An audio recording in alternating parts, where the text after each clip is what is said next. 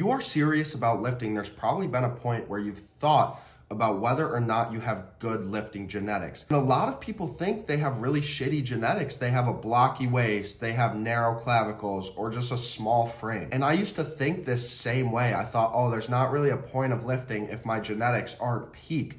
But you need to realize that genetics are just a ceiling, and most people never even get close to reaching the ceiling. So in this video, I'm gonna tell you exactly how to beat your genetics, build muscle, and get a good physique anyways. Research shows there's 3 types of responders to weight training. The first would be hyper responder.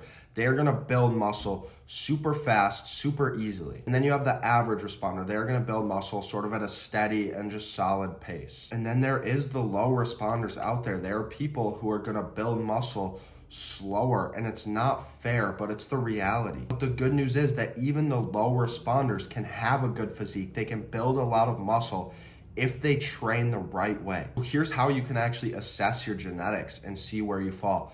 After you've trained for a while, a consistent amount of time, look at your first year of training. Did you build muscle really fast? Or was it a little bit slower, but it was steady? You're probably an average responder then. And if you made barely any progress, you're probably a low responder, but here is the key. Building a good physique, one that is eye-catching, is about maxing out your own potential.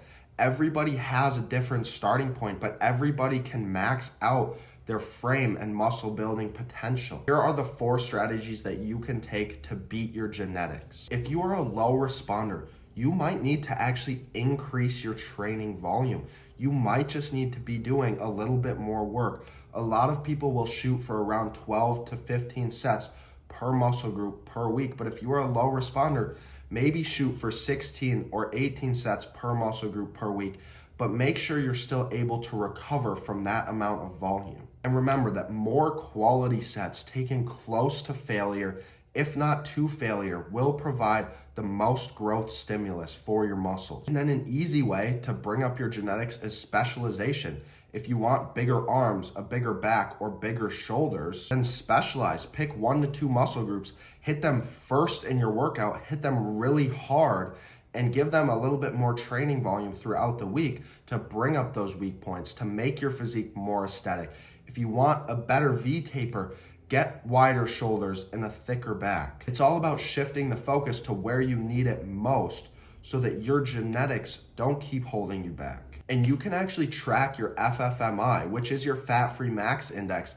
And essentially this is gonna tell you how much muscle you can actually put onto your frame. It's basically like getting a score of how jacked you are, and it lets you sort of understand your natural potential. But don't compare yourself to enhanced lifters. They have a lot higher of an FFMI. You need to compare your results to yourself over your own journey for a consistent amount of time. And then the 4th thing you can do, and I cannot stress this enough, is just dial in the fundamentals. This is the stuff that everyone overlooks if your genetics aren't elite. You need to optimize your sleep 8 to 9 hours every single night, along with hitting your protein goal, 0.8 to 1 gram per pound of your body weight every day. You need to be pushing your training to 0 to 1, maybe 2 reps in reserve. This means you are going close to failure and you are progressive overloading every lift over time, because these are the basics. If you're slacking here, no amount of even good genetics will save you. The saddest part to me is that most people give up before they even see their own potential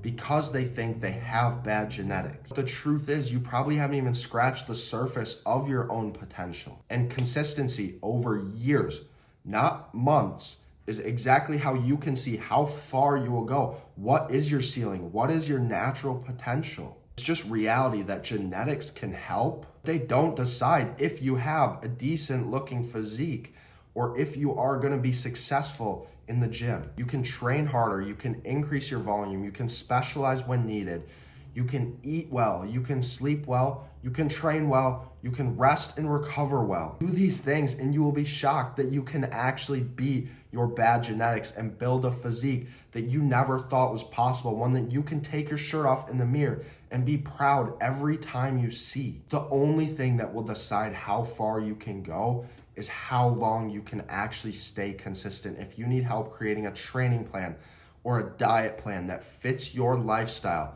reach out to me on IG. I will help you create one for free. And if you like this video, hit that like button, drop a comment, and subscribe if you're not, because we are building the best version of you right here, right now.